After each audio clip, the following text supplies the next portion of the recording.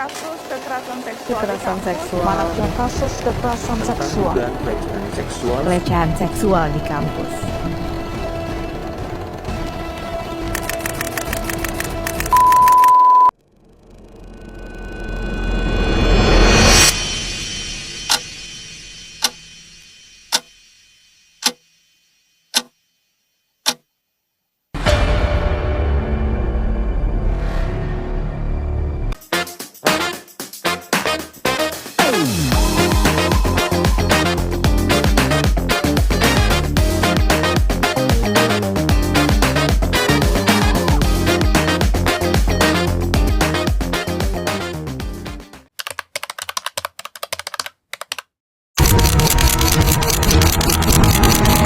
Sudah dirasakan terutama untuk kaum ibu dan perempuan, yaitu saat ini negara sudah tidak menanggung biaya visum untuk korban kekerasan seksual. Belakangan ini muncul kebijakan di sejumlah daerah yang membuat korban kekerasan seksual harus menanggung sendiri biaya visum. Biaya visum korban kekerasan seksual tidak lagi ditanggung oleh pemerintah. Bayangin kalian menjadi korban kekerasan seksual dan kalian butuh visum untuk mengecek tanda dan bukti kekerasan seksual yang kalian terima. Tapi kalian harus bayar sendiri. Korban harus bayar sendiri. Parahnya, dulu ada daerah yang memberikan bantuan untuk visum ini, tapi per awal tahun 2026 ini tidak lagi mendapatkan bantuan, alias korban harus membayar sendiri. Dan bayangin kalau korbannya berasal dari keluarga yang tidak mampu. Dan karena masalah ini banyak sekali korban kekerasan seksual yang tidak melanjutkan ke dalam proses hukum. Karena ketika harus lanjut ke proses hukum itu butuh visum. Dan mereka harus bayar sendiri. Ini menunjukkan apa? Kalau tidak diberikan bantuan, ini menunjukkan ketidakberpihakan terhadap para korban kekerasan seksual. Kebijakan pemerintah dalam penghapusan biaya visum terhadap korban kekerasan seksual adalah hal yang perlu didukung, akan tetapi pemerintah harus perlu mempertimbangkan proses daripada penghapusan ini terlebih-lebih dalam mekanisme pembukti, mekanisme penyidikan untuk mempermudah daripada pembuktian daripada tindak pidana.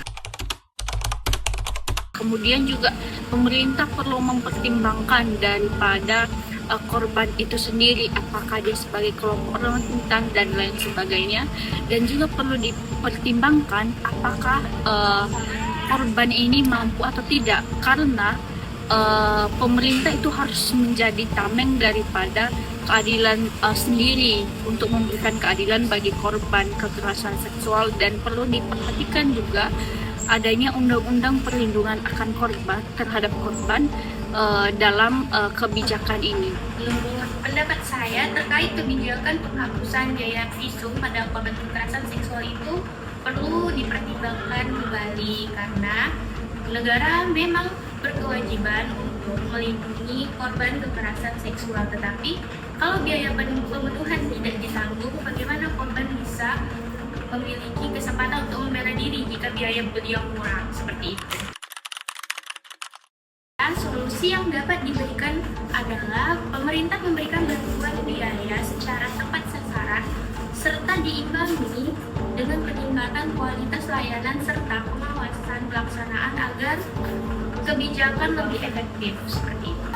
Menurut saya, mengenai peraturan terbaru bahwasannya korban harus menanggung biaya visum, menurut saya hal tersebut menimbulkan problematis karena bertentangan dengan UU TPKS mengenai hak perlindungan korban. Negara itu seharusnya menanggung biaya visum karena biaya visum tersebut bukan hanya untuk kebutuhan korban, melainkan juga untuk kebutuhan penegakan hukum. Jadi menurut saya seharusnya biaya visum tersebut harusnya ditanggung oleh negara menggunakan dana APBN ataupun dana bantuan sosial lainnya. Ya, perkenalkan saya Rildo Pambudi S. Saat ini pengajar Hukum Tata Negara di Program Studi Ilmu Hukum Universitas Maritim Raja Ali Haji. Dan berkenaan tadi yang ditanyakan, terutama khususnya bahwa ada perubahan paradigma ketika korban kekerasan seksual tidak lagi mendapatkan pembiayaan visum et repertum dari APBN maupun APBD berdasarkan Perpres terbaru. Nah, ini menarik sebetulnya ketika kita melihat bahwa pertama, perempuan korban kekerasan seksual itu merupakan salah satu pihak atau kelompok yang rentan. Sendirinya perempuan itu merupakan kelompok yang rentan. Dan di sisi lain apalagi ketika dia mendapat atau menjadi korban kekerasan seksual, negara harus hadir. Ini sebagaimana sebetulnya digariskan di dalam pasal 28H ayat 2 Undang-Undang Dasar, bahwa setiap orang itu berhak atas perlakuan khusus dalam rangka apa? Mendapatkan keadilan. Nah, ini adalah wujud bagaimana kemudian hadir. Kalau kita lihat di dalam Undang-Undang TPKS, sebetulnya ada pasal tertentu yang mengamanatkan bahwa visum bagi korban kekerasan seksual itu diambil atau dibiayai melalui APBN dan APBD. Ini adalah komitmen bagaimana kemudian Undang-Undang TPKS sebetulnya mengejawantahkan salah satunya hak-hak konstitusional yang diatur di dalam konstitusi. Nah, dalam kerangka politik hukum, maka ketika konstitusi sebagai dasar politik hukum tertinggi, undang-undang sekalipun harus merujuk. Salah satunya pasal 28H ayat 2. Nah, ketika kita masuk kepada poin bagaimana kemudian kalau ada perpres yang menegasikan atau tidak sesuai dengan undang-undang TPKS atau bahkan konstitusi, maka ini menunjukkan bahwa satu hal, pemerintah telah kehilangan komitmen untuk bagaimana kemudian memberikan perlindungan yang maksimal. Bahwa ini juga merupakan wujud nyata komitmen negara dalam hal untuk keberpihakan terhadap perempuan, terutama yang menjadi korban kekerasan seksual. Kenapa? Artinya adalah ini merupakan bentuk kemunduran komitmen dari pemerintah untuk melaksanakan undang-undang TPKS. Nah, apa sih pentingnya visum et repertum bagi korban kekerasan seksual? Bahkan itu menjadi peranan yang sangat vital karena itu berkaitan dengan pembuktian.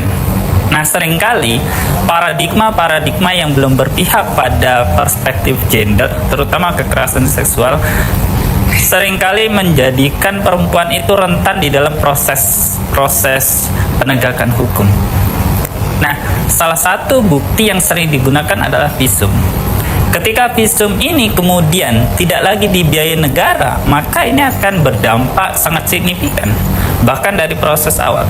Bayangkan dalam konteks misalnya beberapa pendampingan yang dilakukan oleh Komnas Perempuan misalkan berkenaan dengan korban-korban kekerasan seksual, tahapan administrasi itu sudah dimintai pembiayaan untuk visum, pendaftaran visum 180 ribuan, dan untuk proses sampai akhirnya mendapatkan hasil visum itu jangka waktu untuk pemeriksaan medisnya itu panjang sekali. Ada yang bahkan harus menunggu sampai dini hari. Nah, hal-hal semacam ini tentu menyebabkan proses itu menjadi tidak lagi berpihak pada perempuan. Mereka harus mengeluarkan biaya lebih untuk mendapatkan keadilan yang seharusnya itu dijamin oleh negara. Nah, kondisi-kondisi semacam ini artinya mendorong atau meletakkan perempuan terutama sebagai korban kekerasan seksual menjadi pihak yang semakin rentan di dalam proses penegakan hukum.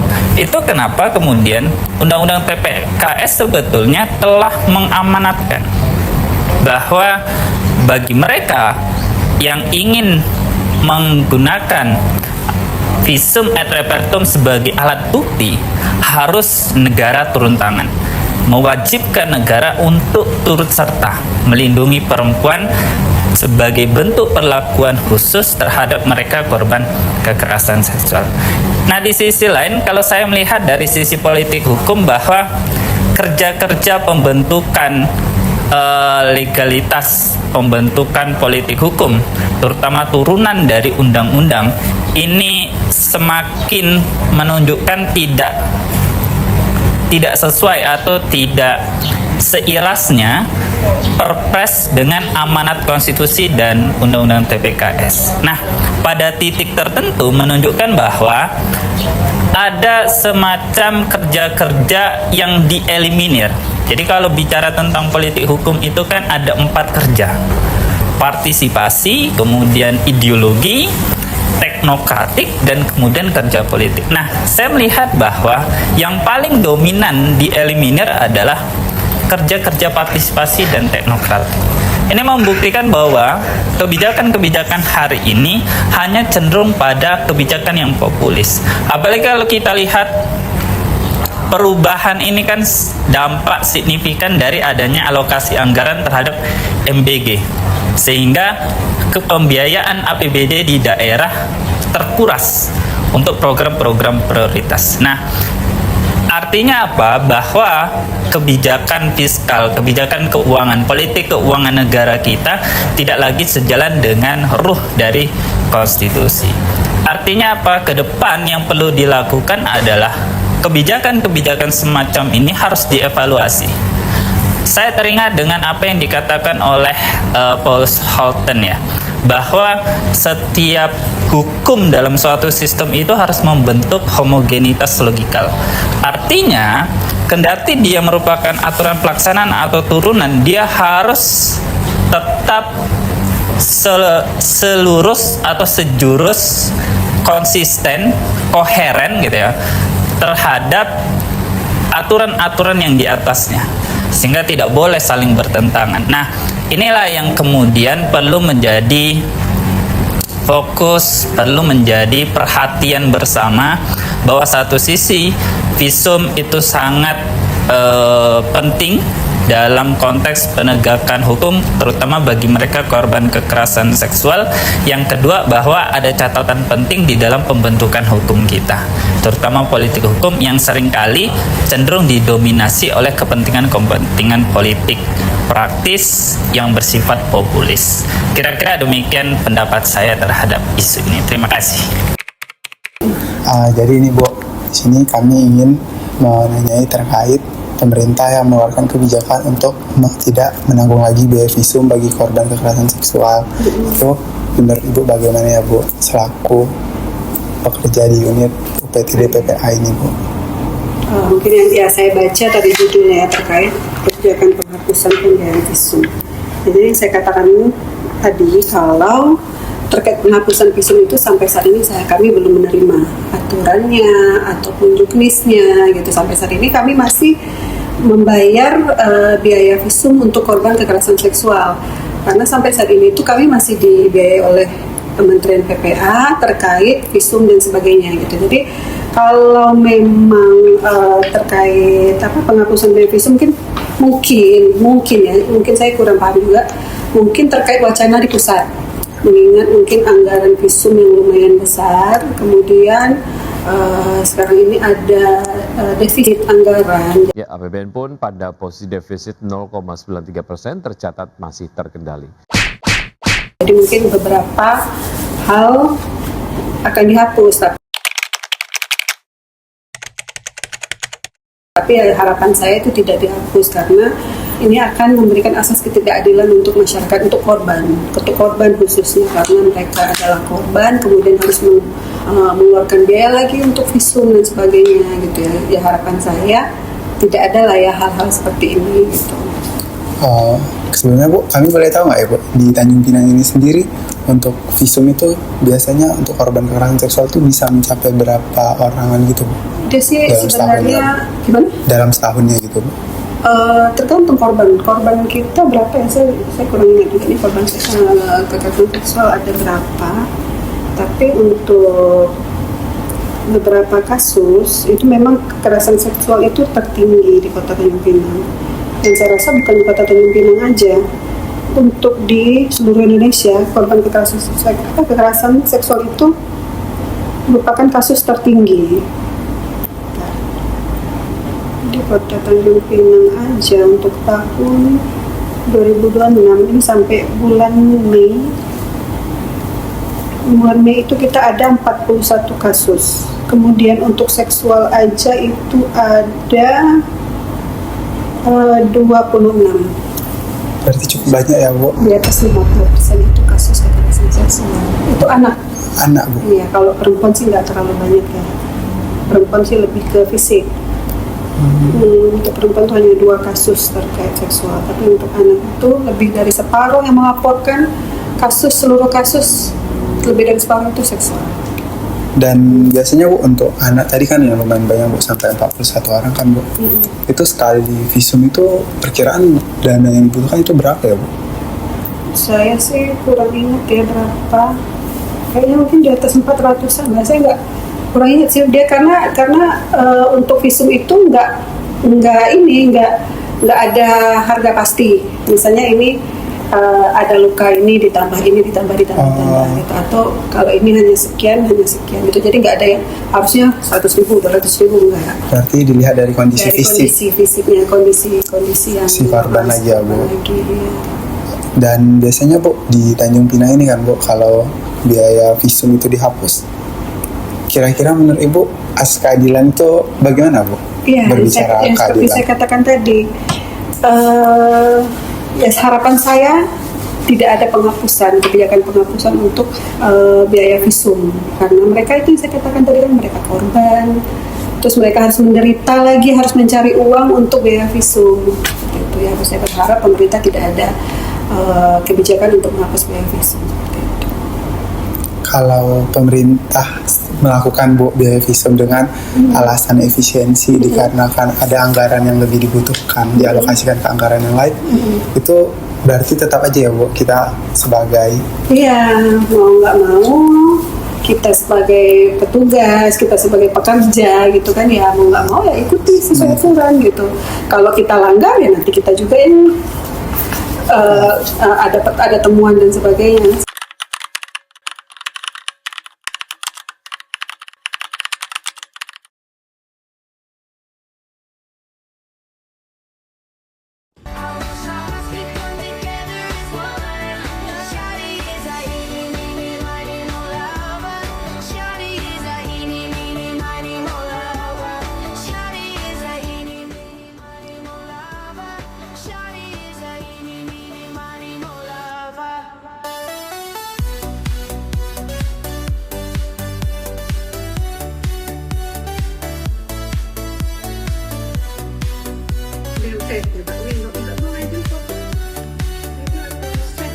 Jawaban dulu ya guys.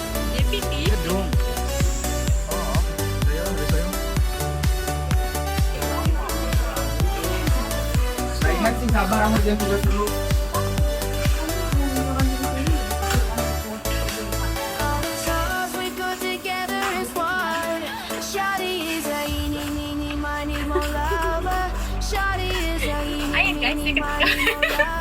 Ayo guys, mau ngapain ke kami? Ini kita beda kelompok.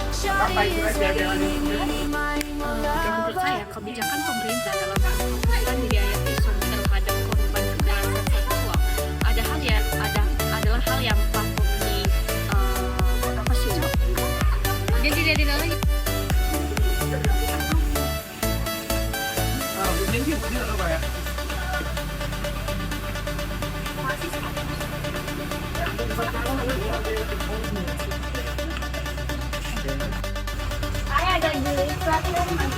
Tadi mau wawancara boleh nggak? Ada anak perempuan di program